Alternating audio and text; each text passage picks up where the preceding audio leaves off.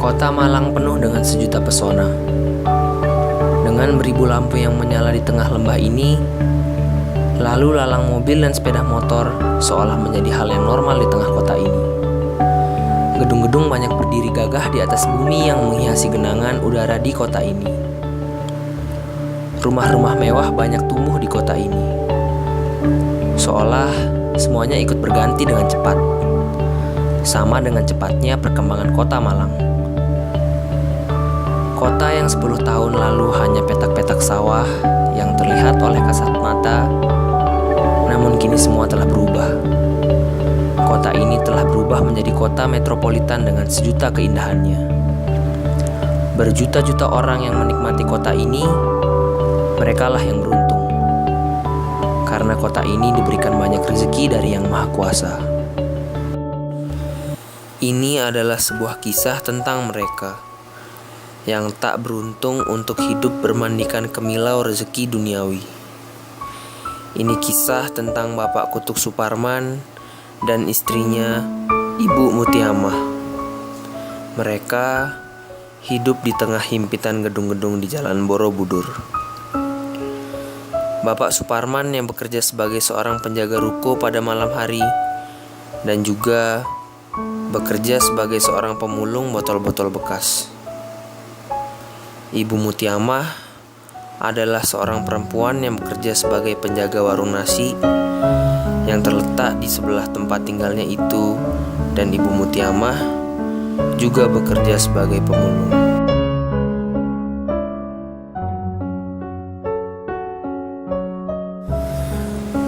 Namun, bukan seperti yang kita pikirkan.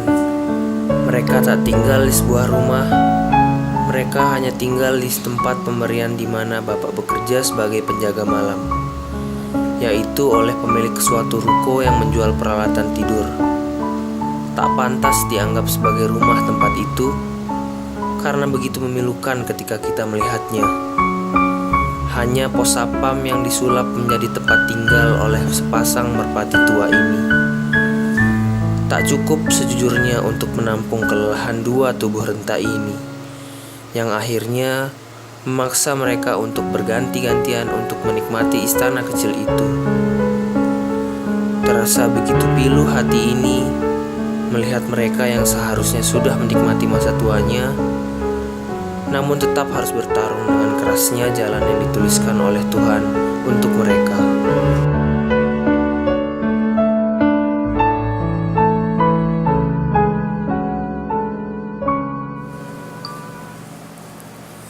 Ini adalah di mana tempat Bapak biasanya melenyapkan rasa lelah pada malam hari. Memang sangat jauh dari kata layak, namun terbukti tempat ini menjadi tempat Bapak bertarung dengan dinginnya kota Malang. Istana tak mampu menampung seluruh barang-barang Bapak dan Ibu. Maka mereka terpaksa untuk membuat lemari tambahan di luar rumahnya, sangat jauh dari kata aman. Tentu saja itu tidak aman untuk seorang ibu dan bapak. Kami akan melakukan wawancara terhadap bapak dan ibu. Namun awalnya mereka menolak untuk berbagi kisah kepada kami dengan kamera yang menyorot, karena mereka tidak ingin menunjukkan kesedihan yang akan menggelayuti raut muka mereka. Tak ingin mereka menerima iba kami. Namun akhirnya, dengan segala upaya, kami berhasil mendapatkan kisah yang membuat pilu seluruh jiwa yang melihat. Akhirnya, hanya ibu yang bersedia untuk menceritakannya dengan syarat raut kesedihannya ditelan oleh gelapnya malam. Nama ibu siapa, Bu? Mutiamah. Bu Mutiamah. Iya. Pekerjaannya apa ya? Ya pekerjaan saya ya cuma itu jualan kopi sama nolongi bapak mulu itu dan ada lagi mas. Ya apa ibu? Kenapa bapak sama ibu mau apa maksudnya jadi pemulung gitu? Kenapa? Aku sejak mas pengurus memang memang kurang, penghasilan saya ini kurang. Sehari itu ya jualan kopi sama rokok encer itu sama nasi gitu dapat 100, 150 itu, terus hasilnya cuma berapa persen itu, cuma segitu itu. Jadi semuanya itu sehari-hari yang pasti mesti 150. Tapi Tapi nggak tahu itu berapa persen nanti hasilnya itu segitu itu. Lah si bapak ya cuman ini 400 ini. Terus kebutuhan apa ya cukup 10.000 mas Sehari. Iya sehari. tapi itu cukup Bu, maksudnya buat makanan buat sehari-hari gitu. Ya alhamdulillah ya buat cukup ya cukup mas. Nanti kalau itu ngambil bank kalau sudah tapi ya nggak berani banyak soalnya jualannya ya cuma gitu itu mas. Yang ngasih ya nggak mau nggak boleh nggak dikasih banyak soalnya kan dilihat sama modalnya gitu. Jadi ya nggak berani paling banyak ya Berapa? 500 itu 500 udah paling pol. Iya soalnya ya nggak punya itu apa kan sekarang bank ya apa nyurvei dulu. Iya. Kalau mau ambil banyak ya nyurvei, dan lagi saya nggak berani banyak-banyak mas soalnya nggak ada nanti kalau itu apa yang dibuat uang penghasilannya cuma ini toh. Itu kalau misalnya dari bank Ibu minjem atau gimana? Ya iya minjem. Oh, minjem. Nah, minjem mas bank apa Biasanya bank mana Bu? namanya bank retail itu bank apa ya, seminggu sekali bayarin mas. Oh, gitu. Nanti kalau apa itu kalau nggak ambil itu ya Kurang. rokoknya sekarang sepak berapa sudah ya tak bikin itu jualan rokok soalnya banyak anak-anak cari rokok ngecer itu loh mas. Lebih Ibu biasanya lebih untung jual rokok ngecer atau jual satu bungkusan kalau misalnya Ya lumayan ngecer mas. lumayan ngecer lebih untung ya Bu ya? Soalnya kan satu kaleng itu harganya kan 46.000, terus isinya kan 50. Lah aku ngecer 1.200 per Oh, biji. ya, lumayan ya, ada Lumayan untungnya. itu. Kalau kopi ya gitu, kopi sasetan aku belinya kan 1.000. Nanti aku jual sudah diadu pokoknya diminum sini 2.500. 2.500. Tapi kalau lain-lain masalah nasi, masalah apa, aduh mas sekarang Udah beras mahal ya? mahal kayak gitu. Terus ya selauk-lauknya lah mas, sekarang gimana? Pokoknya aku pagi gini ini ya 3/4 nanti. Kalau siang kurang ya masak lagi, kalau enggak ya itu sama dimakan sudah.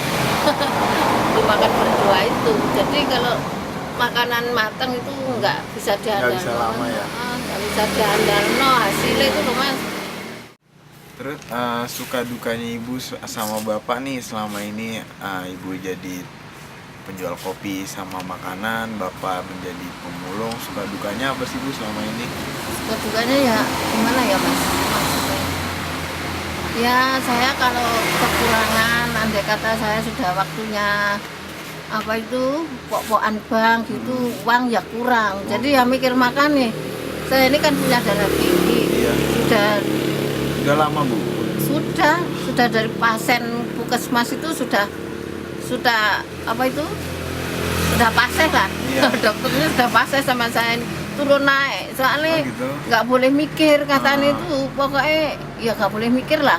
Lah gimana lagi mas orang Gimana? jualan nggak Iya. nanti ya uangnya habis, minyak kurang ya Pasti kepikiran ya? ya mesti pikiran juga mas ya segitu itu rasanya. Jadi ya kalau dukanya ya gitu itu, kalau kekurangan apa-apa kan mikir mas ya juga. Jadi darah saya juga turun naik gitu. Bapak ada darah tinggi juga Bu? Darah tinggi itu apa itu asam urat. Asam urat? Jadi kalau bapak itu kurang andai kata obatnya itu habis, Iya. ya sudah nggak bisa jalan. Oh iya? Tapi kalau obatnya itu pasti dapat dari... Kalau puskesmas nggak ada yang cocok mas. Oh, Di iya? dokter Najar ini loh, jadi 30 ngambilin seminggu sekali atau 10 hari sekali gitu. Ada ini nggak Bu? Maksudnya ada keringanan dalam pengambilan obat gitu, dalam pengobatan keringanan? Ya itu sudah dikasih keringanan katanya dokter, soalnya sudah ya juga pasien itu, pasiennya bapak itu di dokter praktek, nggak tahu itu ya dokter umum juga tapi di Surabaya. Gitu. Itu udah pasien itu mas juga. Biasanya katanya kalau nggak 45 ya 50 gitu katanya, itu sudah dikasih keringanan banyak itu bapak itu. Dulu itu waktu bapak sudah hampir stroke kan, saya tak panggil ke sini juga, jadi dia ya tahu udah keadaan saya ini ya tahu, ya tak panggil ke sini, nggak bisa jalan bapak. Bapak juga keberatan nanti biar gitu bapak ya, anda kata ambil rokok ya bayar mas ke saya, kalau nggak bayar ya gimana mas, hasilnya berapa, nanti kadang-kadang dimakan gitu ya juga, kalau saya sudah kelihatannya sudah gitu ya bayar kalau punya uang gitu, bapak juga gitu, jadi bapak itu semuanya juga bayar, tapi penghasilannya nggak dari mana lagi ya. Soalnya saya ngambil uang bank itu apa, jadi dia tahu.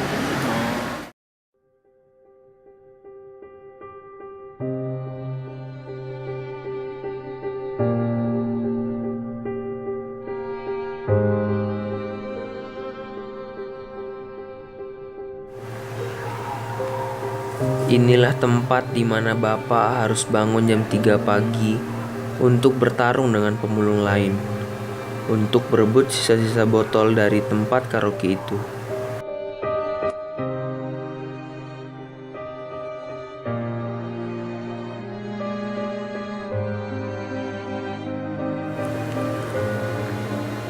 Mentari sampai di titik tertingginya di siang ini. Begitu terik dia bersinar, membuat keringat bercucuran dan juga terus menguras tenaga kami yang tergolong anak muda dan memiliki tubuh yang masih kuat. Namun tak disangka, Bapak tetap memacu sepedanya menerjang panasnya mentari yang bersinar. Tak peduli dia dengan asap kendaraan yang seolah menampar wajahnya dan memaksa menggerogoti tubuh tuanya. Masih kuat mengayuh becak menuju pengepul untuk menjual hasil kerja kerasnya. Kerja kerasnya selama 1 minggu untuk mengambil barang-barang itu. Tubuh yang rentak itu tetap kuat untuk mengangkat sampah-sampah ke tumpukan atas. Terpukul diri kami melihat itu semua. Tak pernah mengeluh Bapak dengan semua ini, namun kami selalu mengeluh, selalu memaki kehendak Tuhan ketika semua tak sejalan dengan keinginan kami.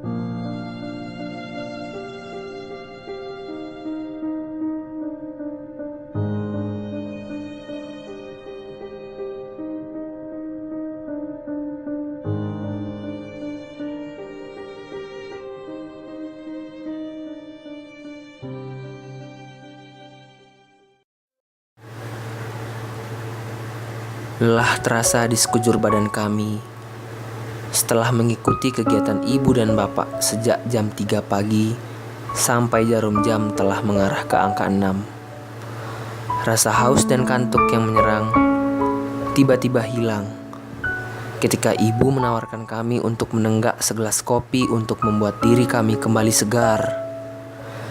Lagi-lagi, palu besar seolah datang memukul hati kami. Dengan segala kekurangannya, ibu tetap mau berbagi kepada anak-anak muda yang hanya menonton kegiatan mereka. Terasa seperti sedang dimanja oleh ibu di rumah. Terasa bagai ibu yang memanjakan anaknya pagi itu. Dengan segelas kopi dan obrolan ringan, kami sangat menikmati rasa kebersamaan dengan ibu dan bapak di saat pagi itu.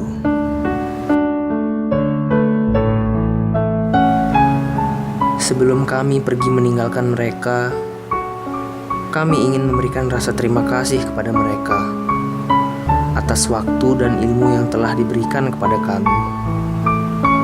Tak seberapa besar yang kami berikan, namun mata ibu tak bisa menutupi kesedihan dan sangat terharu ketika melihat kami memberikan sedikit kemilau rezeki dari Tuhan untuk mereka.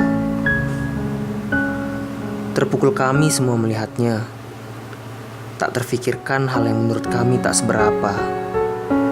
Menurut mereka, bagai oasis di tengah padang pasir. Doa kami untuk kesehatan dan rezeki bagi mereka.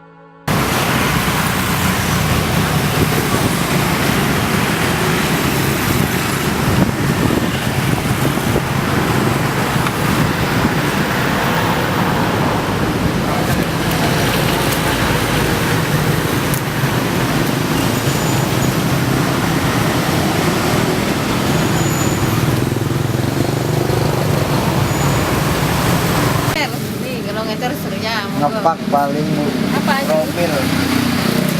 Ada tuh profil.